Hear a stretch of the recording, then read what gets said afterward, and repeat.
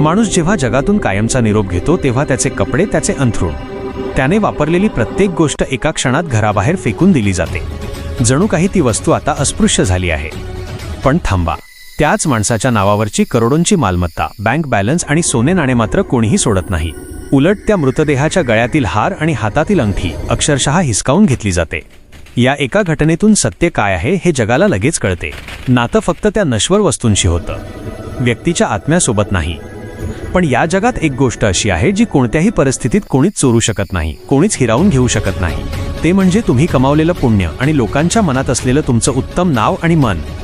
म्हणूनच लक्षात ठेवा, चंदनासारखे शरीर जळून खाक झाले, पण तुमच्या पुण्याईमुळे लोकांनी तुम्हाला आजही डोक्यावर घेतले. जीवन असे जगा की मरणानंतर लोक तुमच्या धनाची नाही, फक्त तुमच्या मनाची आणि स्वभावाची पूजा करतील. आणि हो, जर हा विचार तुमच्या काळजाला भिडला असेल तर अशाच एका धडाकेबाज विचारांसाठी लगेच खालील सबस्क्राईब बटन दाबा आणि भेटूया लवकरच पुढच्या व्हिडिओत. धन्यवाद.